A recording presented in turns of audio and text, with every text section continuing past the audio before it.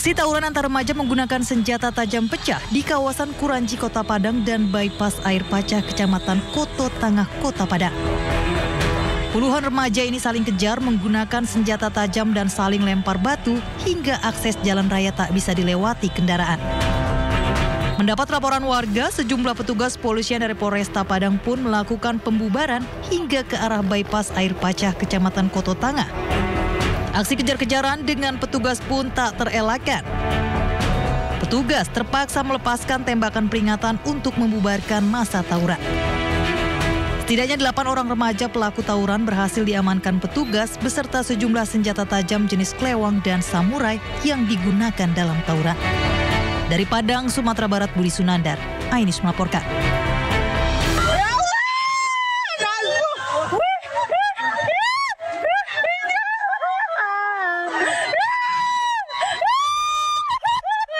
Dua anak ditemukan tewas saat bermain air di bekas galian tambang ilegal yang masih digunakan penambang di Desa Rantobi, Batang Natal, Mandailing, Natal, Sumatera Utara.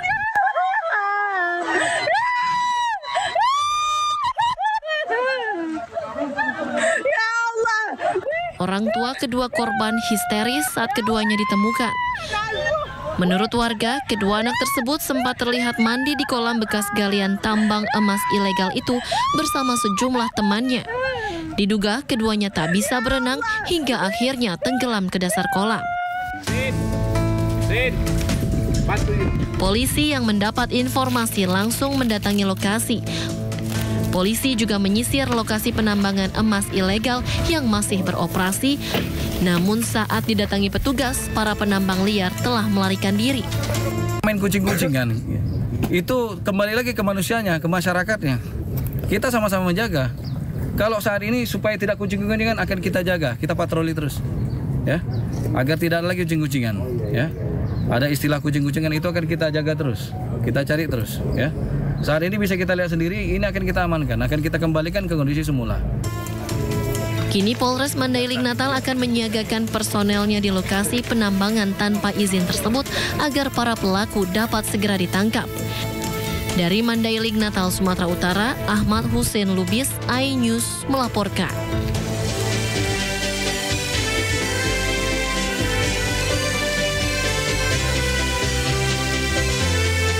Halo Sabrina. Halo Cika. Gimana hari ini? Hari ini besok sudah Senin. Besok Senin sudah siap bekerja lagi atau mempersiapkan libur atau bagaimana ini? Bekerja lagi. Senang banget kayaknya kerja ya. Iya, ini. Kan kemarin juga bekerja terus. Bekerja besok bekerja. Tapi nggak marah kan? Nggak marah. Nggak marah, tetap santai. Karena yang lagi ramai ini katanya ada yang marah-marah kemarin. Gubernur Jawa Barat Deddy Mulyadi katanya ngamuk ke supporter Persika Subang. Itu gimana? Udah dengar informasi itu? Udah dengar katanya karena Persikas ini salah alamat. Harusnya protes itu ke bupati kalau nggak mau klubnya ini dijual ke pihak luar Subang. Marah-marahnya karena salah tempat. Salah gitu tempat. Ya, akhirnya Gubernur Deddy Mulyadi ini bilang kayak salah tempat, harus ke bupati dulu dong, bukan langsung ke saya. Jadi apa-apa jangan ke saya, apa-apa menegaskan jangan untuk saya. punya empati gitu ya, karena ini lagi acara sosial gitu kan, kok malah teriak yel-yel ya. Sebenarnya bisa dipahami ya gitu, dan jangan sampai disalah tangkap, artinya jangan sampai jadi bola panas. Ini masalah sepak bola aja jadi bola panas. Betul, gitu ya. Tapi kan karena mungkin masyarakat melihat tuh sekarang apa-apa langsung ke Deddy Mulyadi, ya. Jadi langsung protesnya ke gubernurnya. Ya, karena eksis juga di media sosial gitu ya. Betul Kang Deddy harus lebih sabar juga ya, karena eksis Bapak Aing, langsung adu ke Bapak Aing gitu. Orang Jawa Barat? Saya juga orang Jawa Barat. Jawa Barat juga? Oh, kebetulan Tangerang Selatan. Dulu Jawa Barat. Oke, nanti ada informasi-informasi terkait itu, tetapi tentunya kita sapa dulu. Halo pemirsa, Anda kembali menyaksikan Sido Today, program yang akan menghadirkan sejumlah informasi terhangat hari ini bersama saya, Cikal Mutazam. Dan saya Sabrina Hasila. Dan sebelum kita memulai seluruh rangkaian Sido Today, redaksi kami juga telah menyiapkan 3 berita pilihan. Ini dia.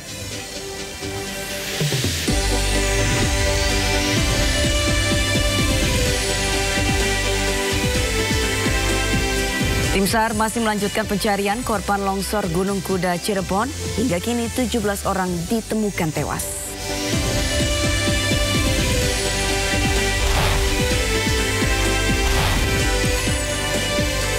Pemerintah Indonesia berupaya keras membujuk Arab Saudi agar visa Furoda segera terbit.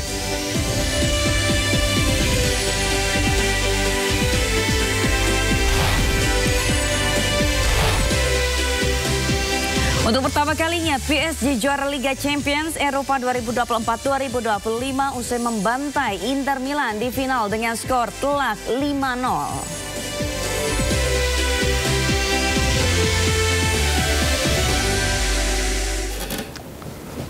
Pemirsa, diduga akibat korsleting listrik, sebuah rumah kios milik warga di Kabupaten Maros, Sulawesi Selatan terbakar. Ya, sementara itu di Padang, pemirsa, Sumatera Barat, 6 toko mobil dan sepeda motor milik warga juga terbakar.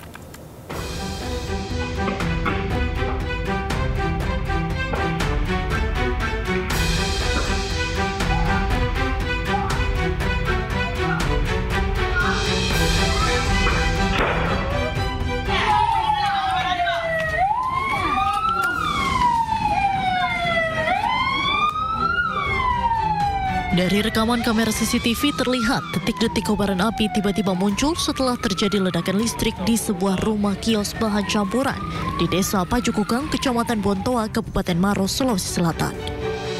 Kobaran api ini perlahan-lahan muncul dan langsung membesar hingga warga sekitar yang melihat kejadian tersebut panik berteriak kebakaran.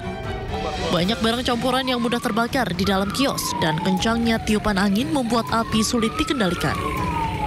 Akibat kebakaran ini, seluruh harta benda milik korban ludes dilalap si jago merah. Diduga kebakaran ini disebabkan akibat korsleting listrik pada bagian atap kios hingga menimbulkan kobaran api. Tidak ada korban jiwa dalam insiden kebakaran ini, namun kerugian ditaksir mencapai 300 juta rupiah. Pihak kepolisian sektor Lau masih menyelidiki penyebab pastinya kebakaran tersebut. Dari Kabupaten Maros, Sulawesi Selatan, Wahyu Ruslan, iNews melaporkan.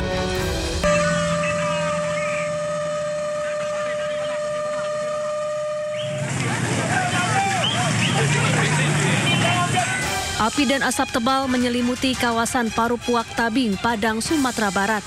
6 bangunan toko milik warga hangus terbakar dilalap si jago merah. Selain itu, sebuah mobil dan 1 sepeda motor yang terparkir juga ikut ludes terbakar. Banyaknya material mudah terbakar membuat api dengan cepat membesar. 4 unit mobil pemadam kebakaran dikerahkan ke lokasi. Api berhasil dipadamkan setelah 1 jam proses pemadaman. Tidak ada korban jiwa dalam peristiwa ini, adapun kerugian akibat kebakaran ditaksir mencapai 2 miliar rupiah. Sementara penyebab kebakaran masih dalam penyelidikan. Dari Padang, Sumatera Barat, Budi Sunandar, iNews melaporkan. Pemirsa, jumlah korban meninggal dari longsor di Gunung Kuda, Cirebon, Jawa Barat terus bertambah. Ya, data sementara 14 orang meninggal dunia, belasan luka-luka, dan 11 orang dinyatakan hilang.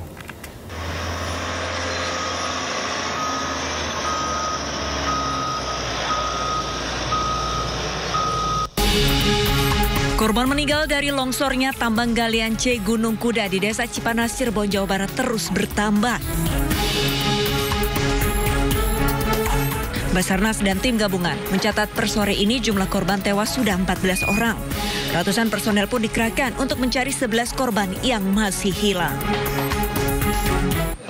Saat ini semalam itu sudah 3 kali longsor susulan. Tentunya ini menjadi tantangan bagi kami untuk mengantisipasi pada saat bekerja itu ada longsoran susulan yang terjadi, khususnya pada kegiatan pada hari ini, sehingga sebelum melaksanakan pekerjaan tersebut kita juga sudah berkoordinasi dengan SDM, Basarnas, dan juga stakeholder yang terkait untuk meninjau terlebih dahulu, melaksanakan asesmen, melaksanakan peninjauan, sehingga nanti pada saat kita bekerja, batasan-batasan ataupun titik-titik rawan itu sudah kita tentukan, sudah kita mitigasi terlebih dahulu.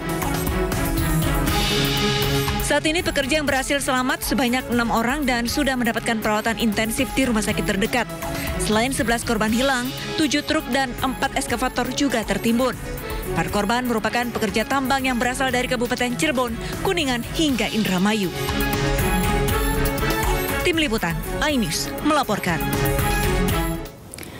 3 korban longsor tambang Batu Gunung Kuda Kabupaten Cirebon, Jawa Barat kembali ditemukan Sabtu petang. 3 korban ditemukan bersamaan di area timur longsoran material batu dan tanah.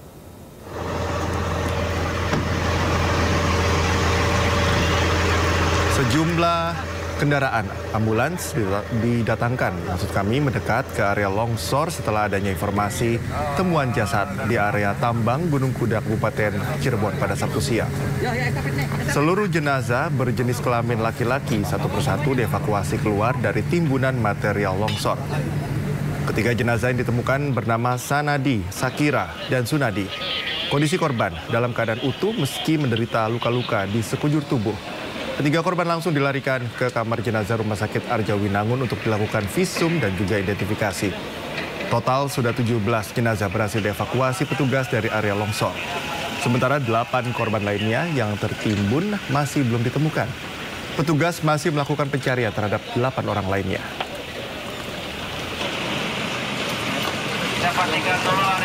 Kembali menemukan 3 jenazah dari lokasi longsor tambang ya, yang kita identifikasi dengan sidik jari tadi atas nama Sakira 44 tahun, kemudian atas nama Sanadi 47 tahun, kemudian atas nama Sunadi 31 tahun.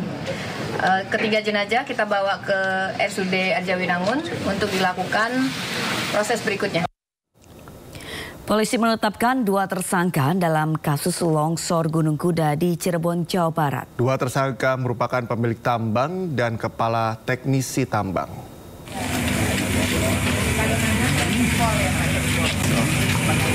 Kepolisian Resor Kota Cirebon telah menetapkan AK pemilik tambang dan AR kepala teknik tambang sebagai tersangka kasus longsor Gunung Kuda.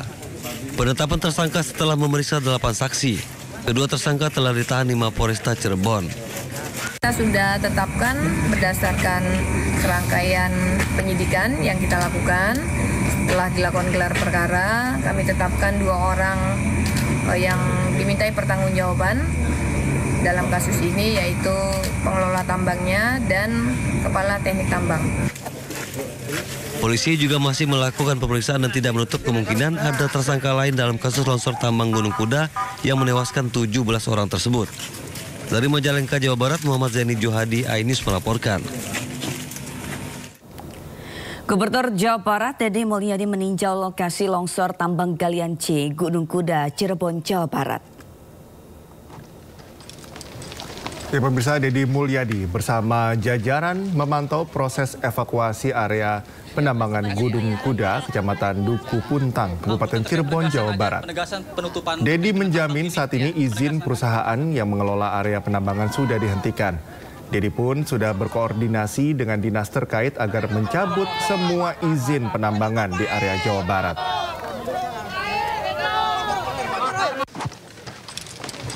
Ketiga izin tambang yang dikelola oleh Koperasi Pondok Pesantren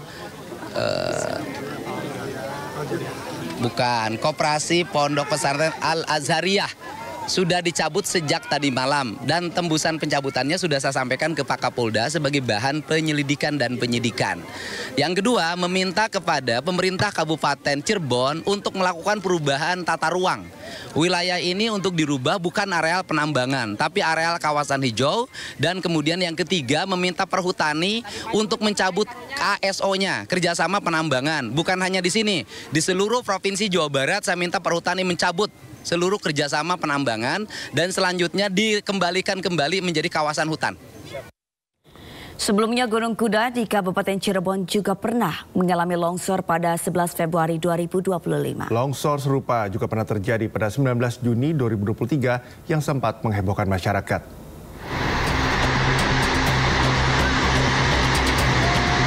Gunung Kuda bukanlah nama baru dalam daftar lokasi rawan bencana tambang di Cirebon. Pada 11 Februari 2025, lokasi yang sama sempat mengalami longsor. Meski tidak memakan korban jiwa karena aktivitas penambangan dihentikan sementara saat itu, peringatan dari para ahli geologi dan lingkungan telah dilontarkan sejak lama. Namun hal tersebut tidak ditindaklanjuti dengan langkah konkret oleh pihak pengelola penambangan batu andesit di Gunung Kuda yang memang menjadi sumber mata pencaharian bagi ratusan warga sekitar. Namun aktivitas ini dinilai tidak sebanding dengan resiko keselamatan dan kerusakan lingkungan yang ditimbulkan. Sebelumnya pada 19 Juni 2023, longsoran besar juga terjadi di lokasi galian C Gunung Kuda, Kecamatan Dukuh Puntang, Kabupaten Cirebon, Jawa Barat. Pengelola tambang mengaku peristiwa ini sengaja dilakukan sebagai bagian dari aktivitas pertambangan. Detik-detik longsor tambang galian C Gunung Kuda sempat menghebohkan masyarakat karena guguran material tanah dan batuan menyebabkan debu yang membumbung tinggi di sekitar area tambang. Menurut pengelola galian C, longsoran yang terjadi merupakan bagian dari kegiatan pertambangan. Undercutting dilakukan karena masih belum ada akses untuk pertambangan di jalur atas. Tidak ada korban jiwa saat terjadi longsor yang dibuat secara sengaja ini. Pihak pengelola memastikan seluruh area sudah bersih sebelum longsoran dilakukan.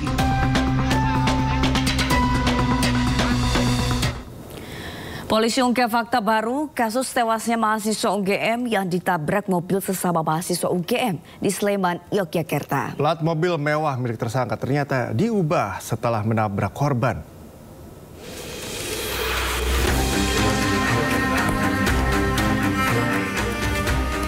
Ada fakta terbaru dalam kasus kecelakaan yang merenggut nyawa Argo Eriko Avandi, seorang mahasiswa Universitas Gadjah Mada di Sleman, Yogyakarta.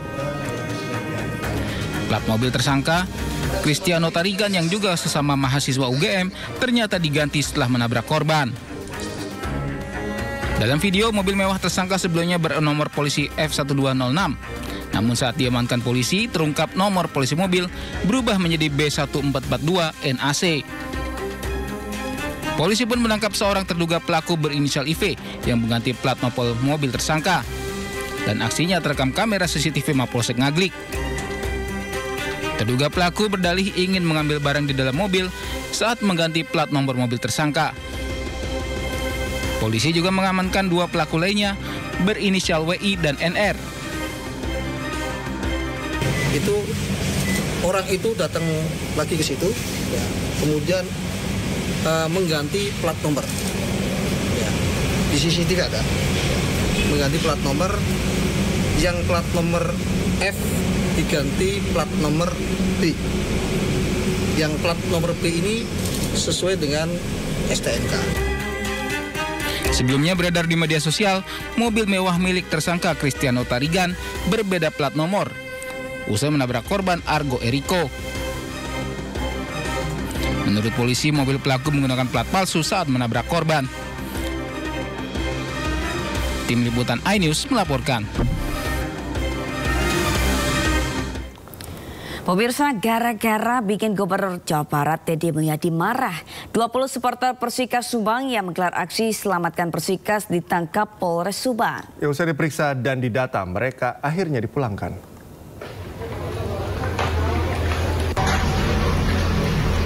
20 orang supporter Persikas ini dipulangkan Satreskrim Polres Subang usai diperiksa dan didata pada Kamis malam. Mereka ditangkap polisi usai menggelar aksi Selamatkan Persikas di acara Gubernur Jawa Barat Deddy Mulyadi di Kecamatan Ciasem, Subang pada Rabu malam. Menurut salah seorang supporter Persikas, aksi dilakukan karena tim kebanggaan mereka Persikas Subang yang berkompetisi di Liga 2 akan dijual pihak manajemen. Mereka ingin meminta Bupati Subang yang hadir di acara tersebut juga menyelamatkan Persikas dari rencana penjualan. Sementara Polres Subang berdalih hanya mendata dan memastikan mereka benar-benar supporter Persikas dan bukan penyusup yang akan berbuat onar. Siapa kamu? Turunkan spanduknya. Turunkan. Mungkin rekan-rekan itu ingin menyuarakan aspirasi karena tim kebanggaan Kota Subang sedang ada rumor akan beralih ke Sumatera Selatan.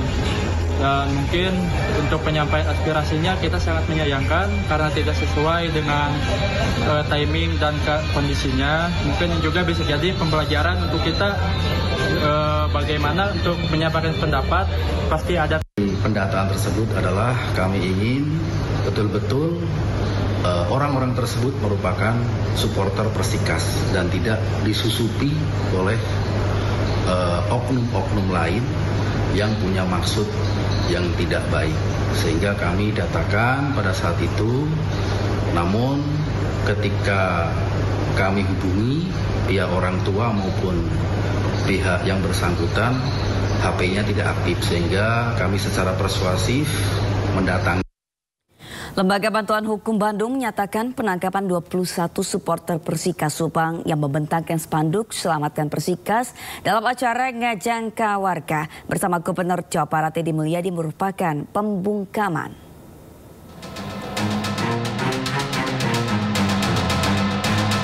Melalui media sosial Instagram, LBH Bandung mengecam keras tindakan represif atau mendekat yang dilakukan aparat terhadap aksi damai tersebut.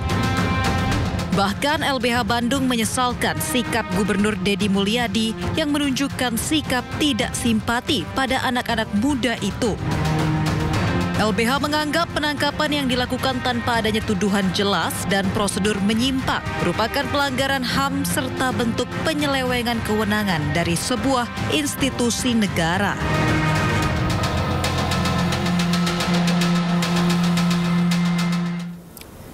Sebelumnya pada Rabu malam, Gubernur Jawa Barat Deddy Mulyadi mengamuk saat tengah mengisi acara di Subang, Jawa Barat. Ia kesal dengan sekelompok supporter bola yang meneriakan yel-yel tolak klubnya dijual yang dianggap tak punya etika. Hai, berhenti kamu! Duduk! Ini bukan forum Persikas, ini forum saya.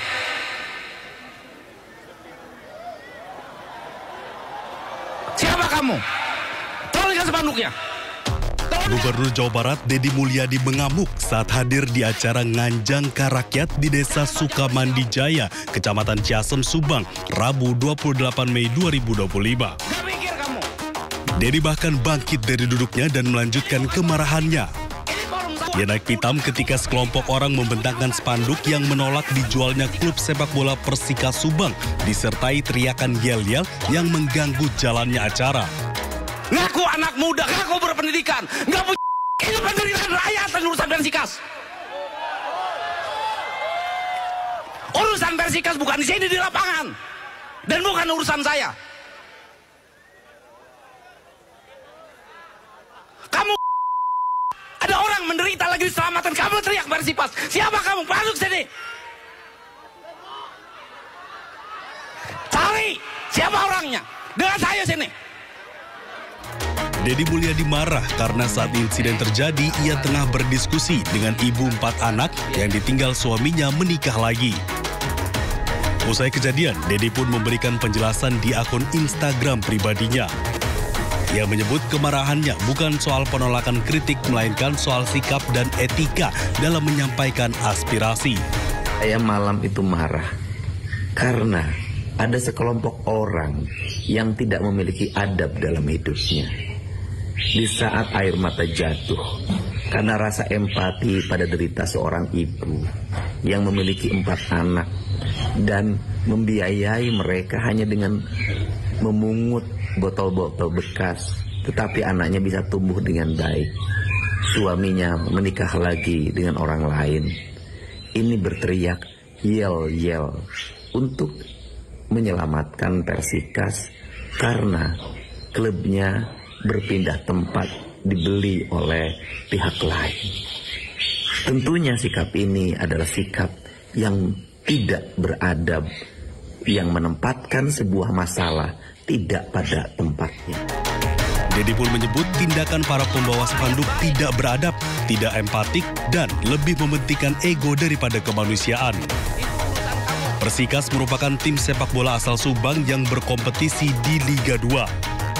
Deddy menyebut saat ini masyarakat Subang lebih membutuhkan jalan dan sekolah yang baik dibanding Persikas. Mengelola sepak bola butuh biaya besar dan Deddy pun menilai uang Pemda Subang tidak akan cukup.